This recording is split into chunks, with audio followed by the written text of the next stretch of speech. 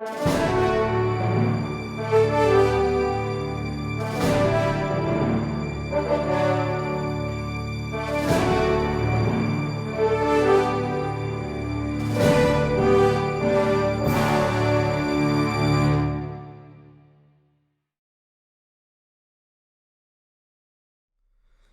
going on, everybody? Welcome back to Too Much to Watch. I am your host, Sean. Today, I'm recording this. It's the week of Halloween. I know a lot of people are putting up their top 10, top 5, whatever favorite horror movies. I'll fully disclose that I am not a huge horror movie fan. I do enjoy some horror from time to time. I really haven't ever been too much into slasher films, Freddy Krueger's and Friday the 13th, things like that. But I did want to come talk today about what I think currently is some really, really good horror, dare say best horror, but at least for me, incredibly entertaining, and definitely hits the scares for me at least. And that's the Conjuring universe. Specifically today, though, I'll talk only necessarily about the sequels, or the main movies, the Conjuring 1 and Conjuring 2. There are a handful of points that I think, and kind of watching these movies for a while since they've been out, a couple of points of why I think this is a really smart series. I think there's a lot out there right now. I know Blumhouse is doing some crazy stuff, entertaining stuff for sure, pushing the envelope of horror and thriller and psychologicals, especially with like Get Out and movies like that. But specifically for me, what I enjoy about The Conjuring, specifically 1 and 2 again, it's just kind of one of the points, at least for me, is the direction and the production. As most people know, Conjuring 1 and 2, directed by James Wan. The production house really is over the cinematic universe, if you will, of the Conjuring series. Obviously, if you live under a rock, you would know that The Conjuring is based off of the many stories and cases of the Warrens, Ed and Lorraine Warren, and kind of utilizing their history of paranormal demon investigations, if you will, through the church.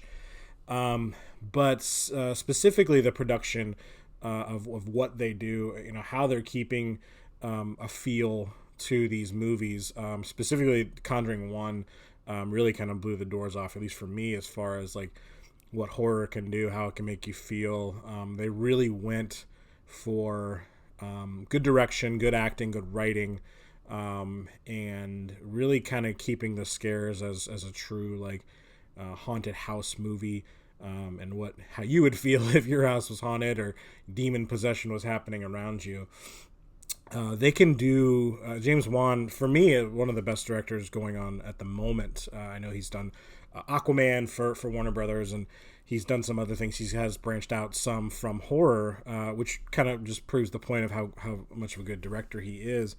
But really, for me, again, going back to saying what I was saying about not really loving slasher and blood and guts and gore, they hit you with the scares without the gore. There is some blood in those movies for sure, but we're not going for a Freddy Krueger or a Jason or a Michael Myers type of a situation. Again, as you know, The Conjuring is a cinematic universe in itself. There have been spin-offs with the Annabelle doll, with the Nun. There are some things coming up. I think another Nun sequel is in production. I think a movie called The Crooked Man is in production from The Conjuring 2.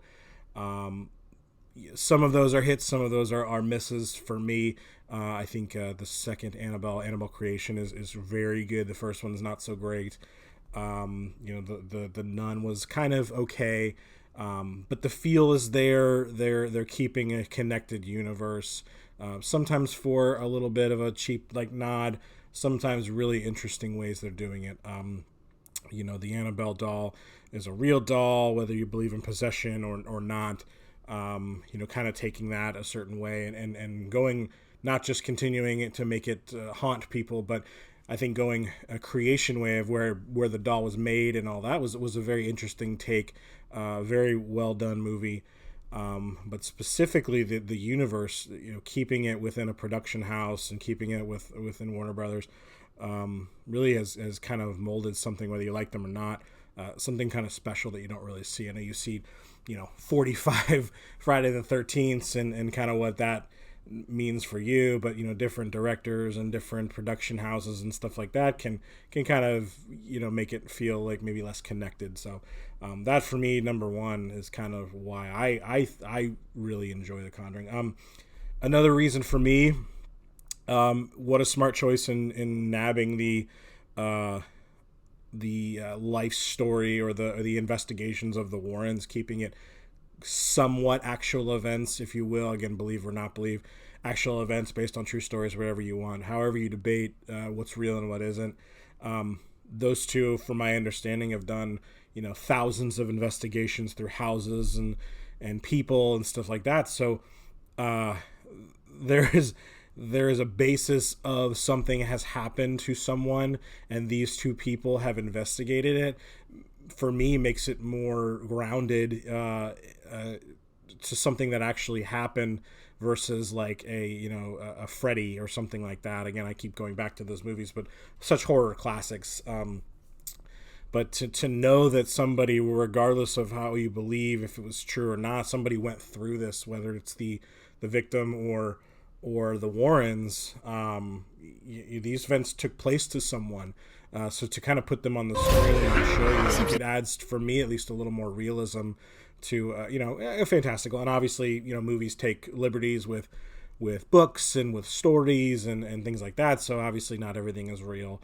But there's an authenticity to these movies that, for me, grabs me a little bit more and wants me to, kind of take a journey with someone who actually went through this. For me, is a little more scary.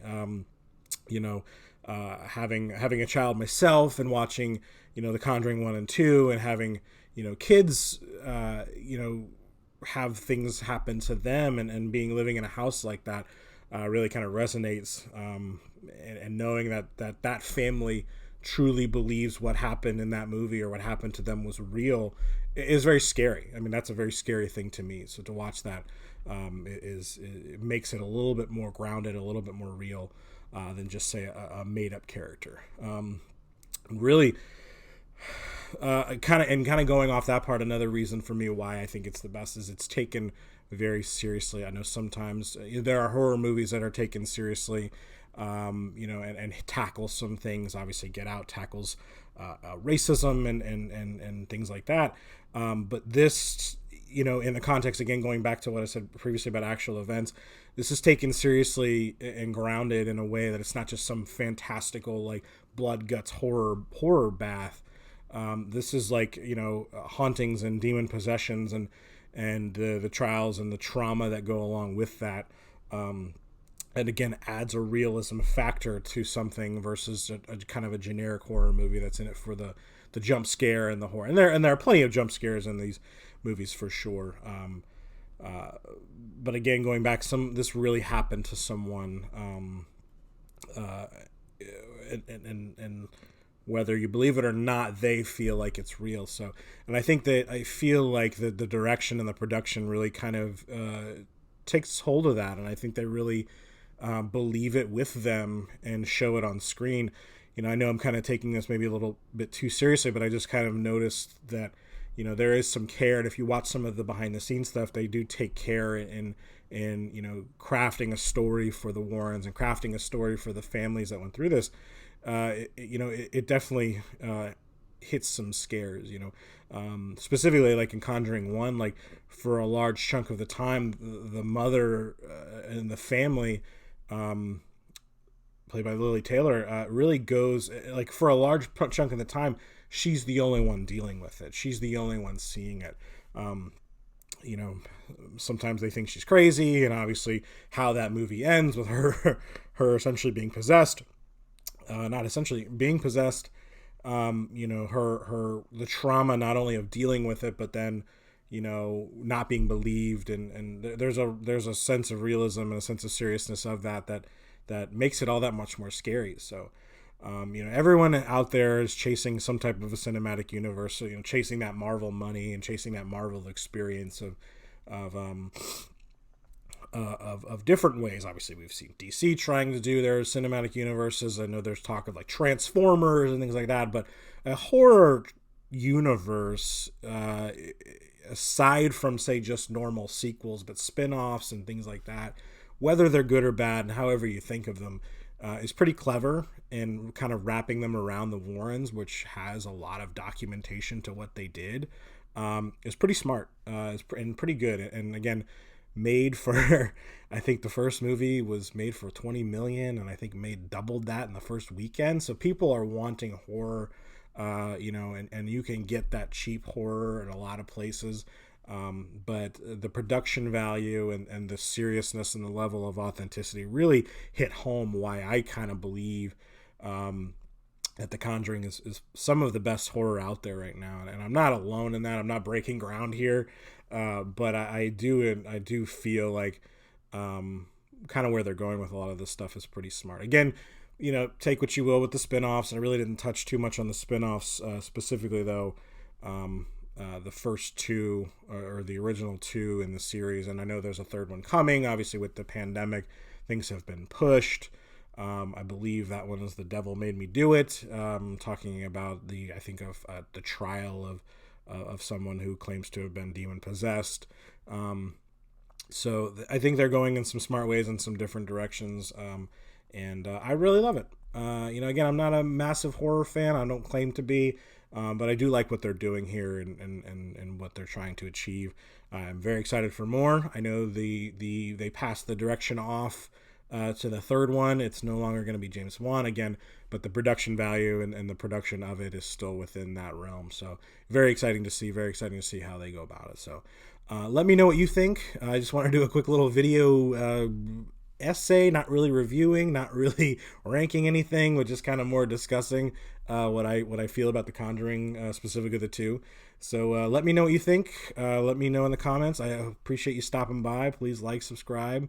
Let me know what you think about The Conjuring. If anything I missed on it, if I'm wrong, let me know. And I hope everybody has a safe and happy Halloween.